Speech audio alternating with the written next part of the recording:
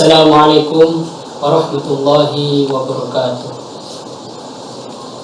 Alhamdulillah, wassalatu wassalamu ala rasulillah Sayyidina Muhammad bin Abdullah wa ala alihi ashabihi wa mawala wa la hawla wa la quwwata illa billah. Amma ba'du. Para kaum muslimin muslimat dirahmati oleh Allah,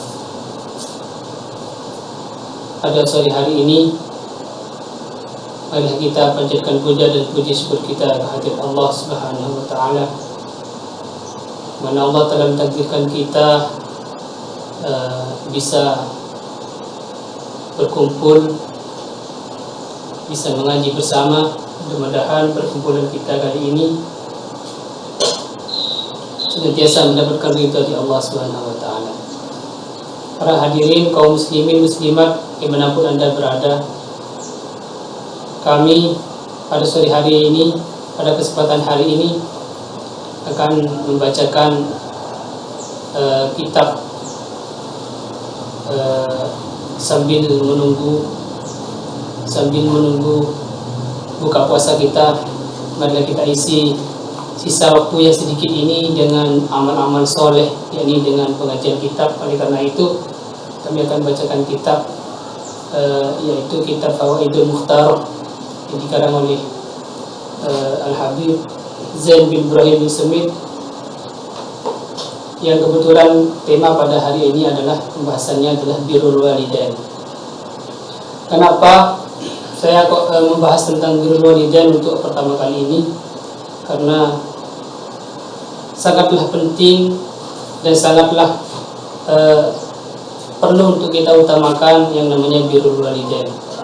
Karena untuk akhir-akhir ini banyak sekali dari kalangan kita yang hampir tidak memperhatikan tentang birrul walidain, yang kurang perhatian, bahkan kurang pengamalannya tentang birrul walidain. Nah, karena itu kami akan membacakan penjelasan mengenai birrul walidain. Barangkali nanti bisa kita amalkan, bisa kita sebarkan di dunia ini. Bismillahirrahmanirrahim.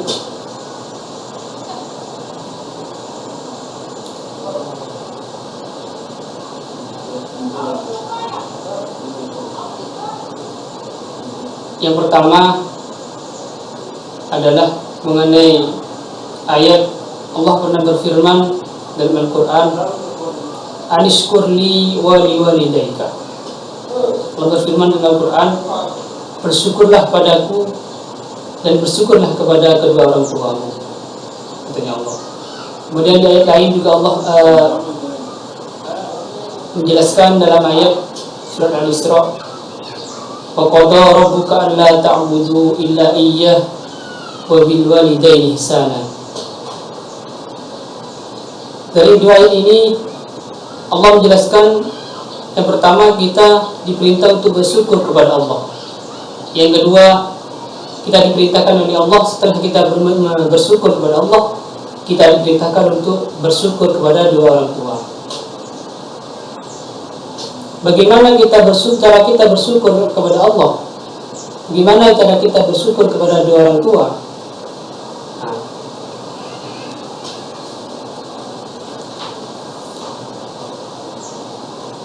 Al-Imam Ibnu Uyainah rahimahullah menjelaskan dalam kitab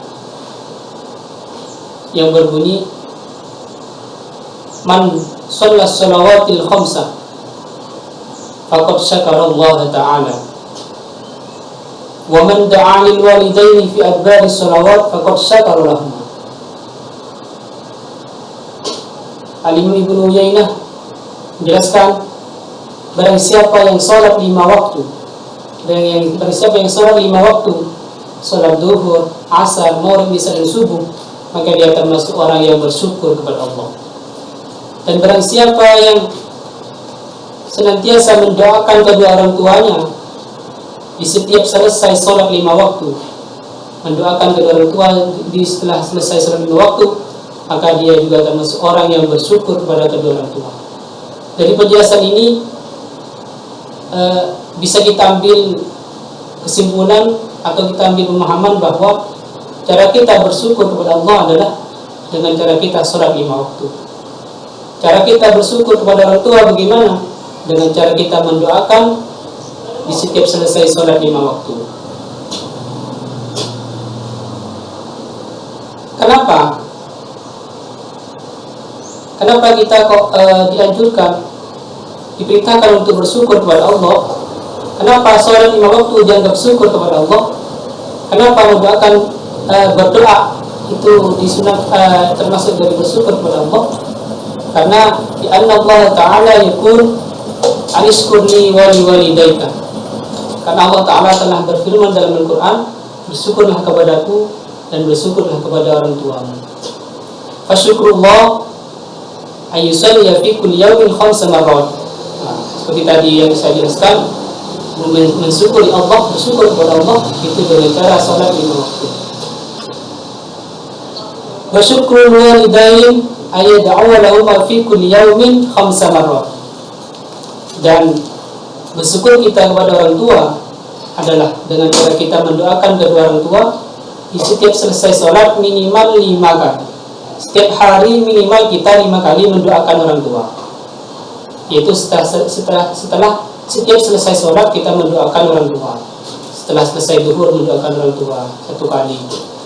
Setelah salat asar mendoakan orang tua 1 kali. Dan maghrib 1 kali, isya 1 kali. Setelah subuh juga 1 kali. Dihitung semuanya jumlah setiap hari kita mendoakan 5 kali. Bahkan ulama juga menjelaskan fayil bagi ayyakula ba'da du'a'il adzan rabbighfirli wa liwalidayya marratin wa tamamuha warhamhuma kama rabbayani shaghira. Bahkan ulama menjelaskan sebaiknya bagi kita selaku seorang anak, sebaiknya kita juga mendoakan orang tua di setiap selesai doanya azan. Kita setelah selesai azan dan berdoa Allahumma rabb hadhihi da'wati tammah. Setelahnya itu kita juga dianjurkan untuk mendoakan orang tua dengan cara kita membacakan rabbighfirli wa liwalidayya 5 kali, kemudian disempurnakan dengan warhamhuma kama rabbayani shaghira.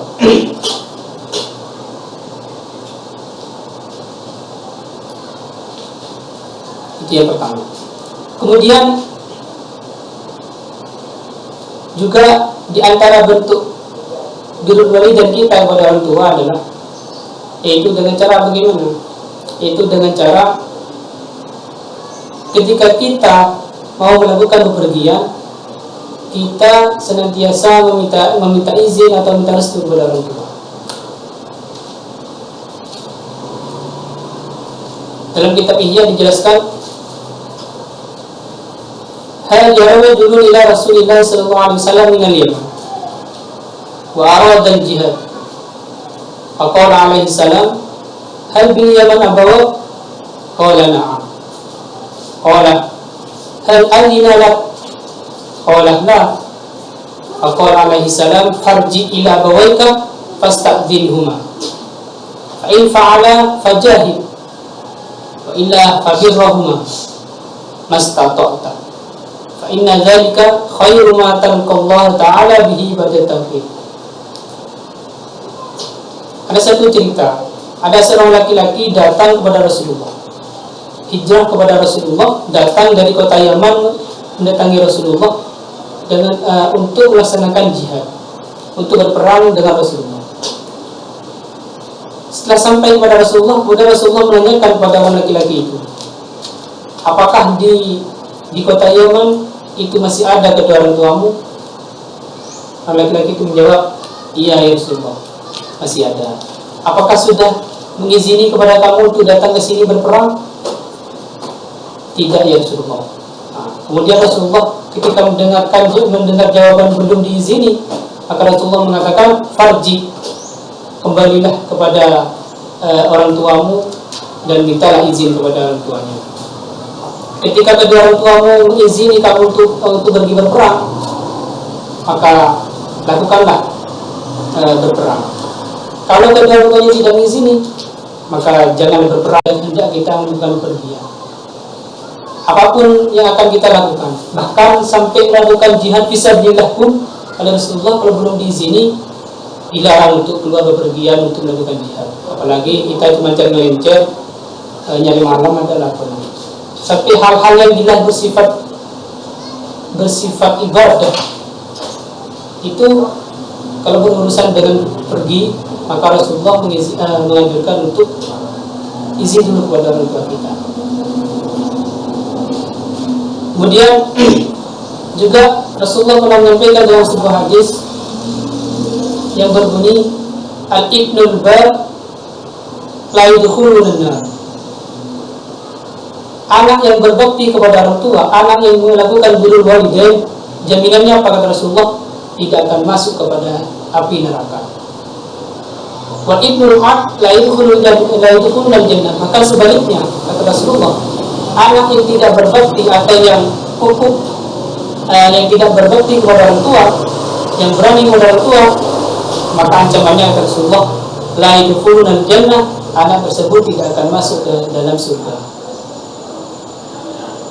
Yang berwalidain tidak akan masuk pada neraka, dalam artian masuk surga. Yang tidak berwalidain tidak akan masuk surga, dalam artian masuk ke neraka. Alhamdulillah. Kemudian juga kata Rasulullah, man mata wa huwa radin walidayhi lam yakun bainahu wa bainal anbiya fil jannah illa darajah. Katanya Rasulullah, barang siapa yang mati dalam keadaan ridha kepada orang tuanya, dalam keadaan dia itu mengabdi kepada orang tuanya, ridha kepada orang tuanya, maka antara anak tersebut dengan para nabi derajatnya hanya selisih 1 derajat. Derajatnya hampir mendekati kepada derajatnya para nabi, cuma selisih 1 derajat saja. Itu menunjukkan betapa tingginya derajatnya anak yang melakukan birrul walidain. Tapi sebaliknya kata Rasulullah, wa man mata wa huwa aqul walidayhi lam yakun bainahu wa bain iblis finnar illa darajah. Tapi barang siapa yang mati dalam keadaan ukuk kepada orang tuanya, dalam keadaan berani kepada orang tua, dalam keadaan dia itu tidak melakukan birrul walidain, tapi sebaliknya menentang orang tua, maka tidak ada bedanya dia dengan iblis, hanya 1 derajat saja, hampir sama dengan derajatnya para iblis. Ini menunjukkan orang yang tidak birrul walidain atau orang yang ukuk pada orang tua itu sangat rendah derajatnya, bahkan hampir menyamai derajatnya iblis. Sebaliknya yang birrul walidain sangat tinggi, hampir menyamai derajatnya para nabi.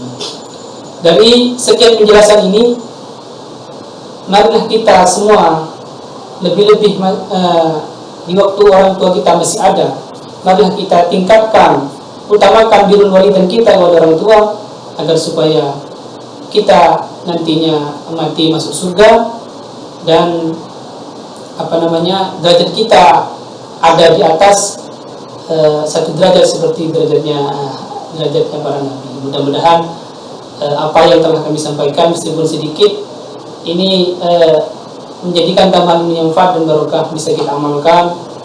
Mudah-mudahan kita menjadi anak yang birrul walidain. Sekian dari kami, kurang lebihnya mohon maaf. Wabillahi taufiq wal hidayah. Assalamualaikum warahmatullahi wabarakatuh.